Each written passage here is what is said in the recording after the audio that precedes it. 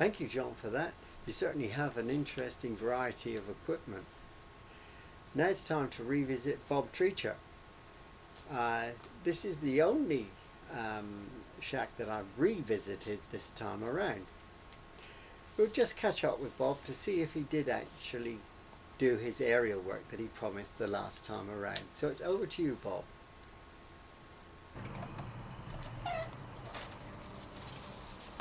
Hello. Fancy seeing you in my back garden. Right, Bob, have you changed any of your HF stuff since we were last round to see you? No, the HF's the same, G5RV, which was put up 2 or 3 years back by Dave, G4BU and various others. And we're lucky we get it mostly in a straight line down to the bottom of the garden. And the R6000 vertical for the higher bands, which is at the top of the garden. The G5RV works very well. It's a very good reports off it actually. So it outperforms the R6000. That's amazing. That's amazing. Okay, let's have a look at your VHF stuff that you've got. R6000. Simon's done some work with the trees to get rid of some of the branches off of next door's Leylandii, which they put there, I think the day after the R6000 went in. And of course now the Leylandii is almost as tall as the vertical.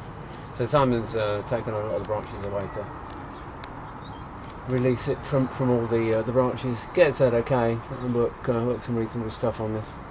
And good antenna.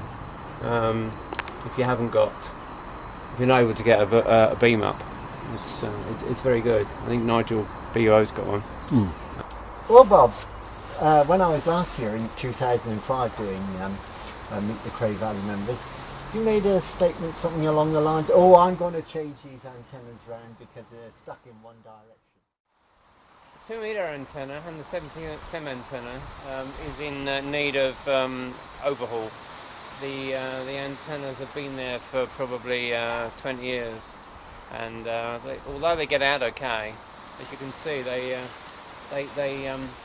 coax has dropped off of the 70cm antenna.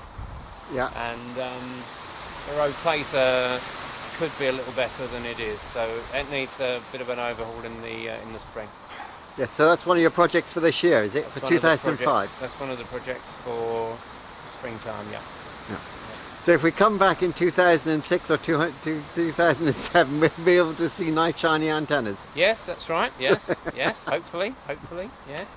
I've got to replace them with the same, because otherwise the neighbours will complain that they look different to what came down. So, because we have neighbour problems on the side, of course, which I think everybody knows about. I wonder what have you managed to do that yet? Was that a project that actually got off the ground, or is it still waiting to be done? You know, get round to it type of thing. No, it's happened.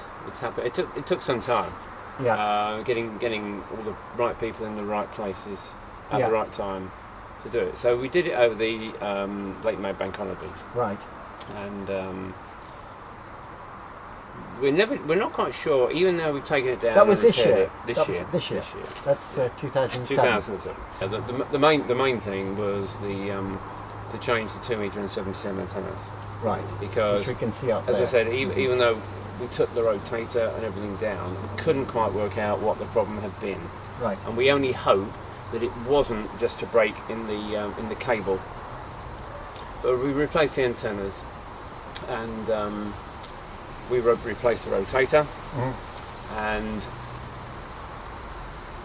it now works very well. Good. We managed to work some sporadic E, being able to turn the antenna around, work some sporadic E in the summer. And even worked a few new squares on 77s. And what about your 6-meter then? You've done something to that, or did you just straighten out the element? Yeah, the only thing that needed doing with the 6-meter antenna was where the other neighbours on the other side had their loft extension put in, and the 6-meter yard was in the way. That's right. The builders decided just to bend one of the elements. Just to get it out of the way. Just to get it out of their way. And that was the reflector, wasn't it? That was the reflector, that's right. Yeah. Well, it's looking quite nice now anyway. So we, Chris was on the roof, and we took Simon up on the roof. Nobody else, I think Cliff was here, Colin and me and Sam, and none of us particularly liked the height. So Chris said to Simon, well, you're coming. I said, well, he's never done it before. He said, okay, well, I'll be careful. You just go up there and stand up there, sort of thing. Yeah. He thoroughly enjoyed it. They were up for about an hour and a half, and Simon said it was great. Good. And, Oh well, now Simon's been up there. It's a good training course for him in case he has to go go up there again. Yeah, Good. So it's all working really well. Yes, it looks as if you've got a good antenna system here. Right, well, I suppose it's time to have a look, see what you've done inside your shack then, since the last time I was here in 2005. No problem. Excellent. Right, thank you, Bob. We'll have to leave it there now and come back in part 2 to see Bob's shack. Also in part 2 we'll see Phil, that's the OPA, and we'll see Nigel, that's G1BUO, and of course Chris. We'll finish off with Chris and see what offering he has. So enjoy your tea break, and I'll see you in 15 minutes.